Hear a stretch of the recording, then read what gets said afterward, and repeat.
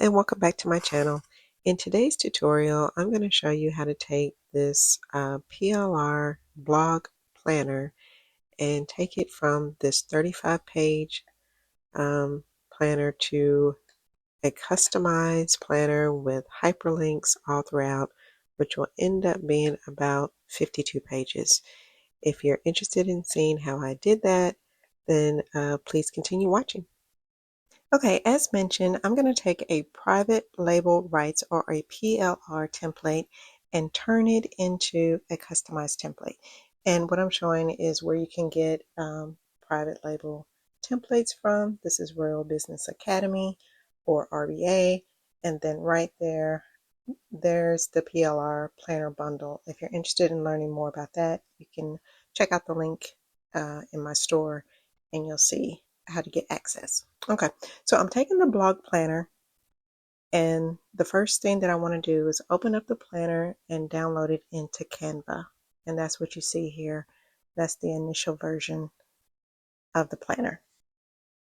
The next step is that I want to add my cover page. So to do that, I'm just going to add a page and change the color. Then I want to add an element to it just to give it a more personalized feel. So I'll go under elements and then select an image, which in this case is a free flower that I'm going to import into the page.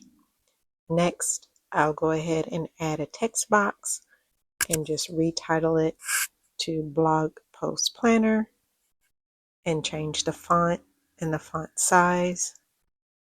And then I'll do the same step when I add the My on top. I'll change it to this Brittany type of font and increase the font size. And just reposition it however you need on the page.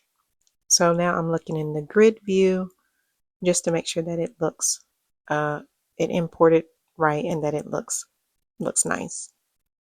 The next step is I want to add another page, so I will just duplicate the page, and then I want this to just be like a this belongs to.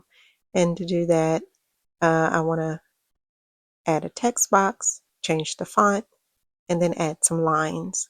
So you can click L to add a line to the page, and then once you've added your line, you can hit duplicate to make multiple lines. Now from this point, the one thing that I always like to do is get an idea of what I want my planner to look like. The better that you can kind of lay out how many pages you want, what you want each tab to say. I go to ChatGPT for that, and then I'll just type in the type of planner that I'm looking to create, and then it'll give me an outline.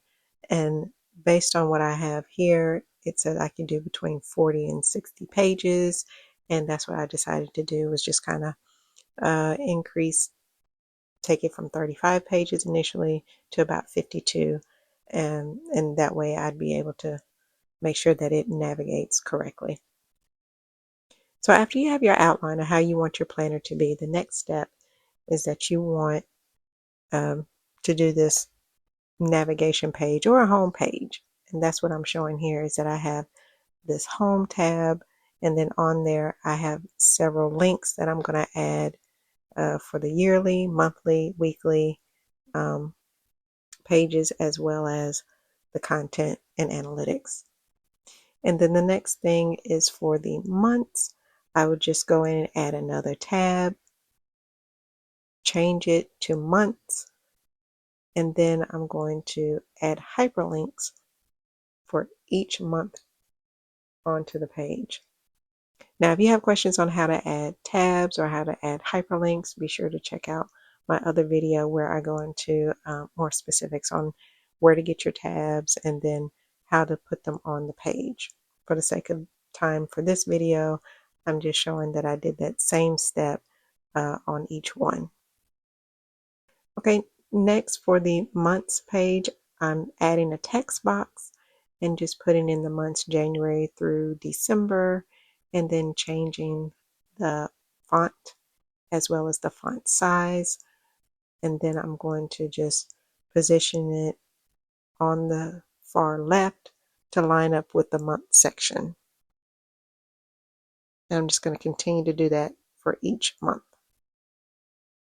The next step is I just want to, once I have all of my main pages that I want, like the yearly page, the weekly page, as well as the analytics and the goals, all of those line up to the tabs that I have on the far right side. The next thing is I want to go back to my grid view and then position those main pages all along my planner, right in front of the section. So for example, in front of the months January through December, I want to have my main months page. So I'll put it right in front of where I have the yearly pages set up. I'll go ahead and move my main page in front of there. I hope that made sense, but if it doesn't, just pause the video and then you'll see what I'm referring to. And the next thing that I want to do is where I have my tabs aligned on the far right side. I want to increase the size and change the color so that when you're clicking on that particular tab, you'll know which page you're on. So for example, if you're on the Home tab, instead of it being the same color as the rest of the tabs, I've changed it to that kind of a beige color. And I just did that throughout. All right, so the next thing is I wanted to add a thank you page at the end as well as notes.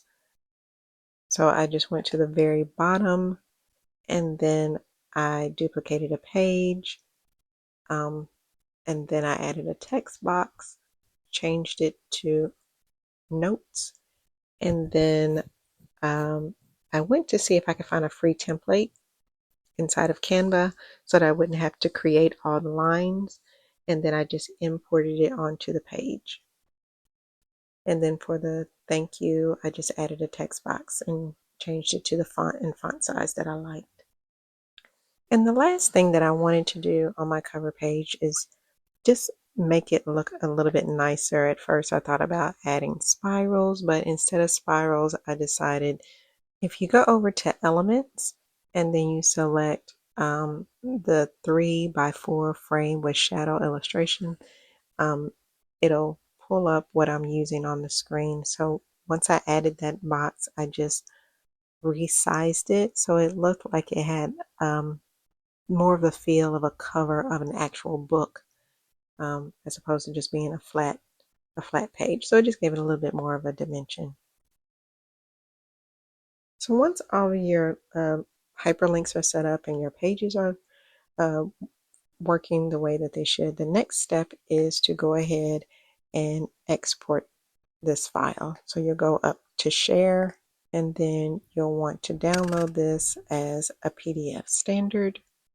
And then once you've downloaded it, you can go ahead and go into Goodnotes and select import and upload your template.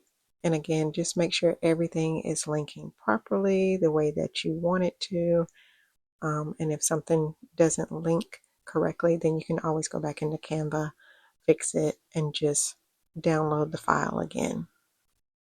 All right, so that's the end of this tutorial. Please be sure to like and subscribe, and let me know in the comment section if you want to see more tutorials on how to do planners or different types of PLRs, and I'll be sure to do that. All right, thank you for watching.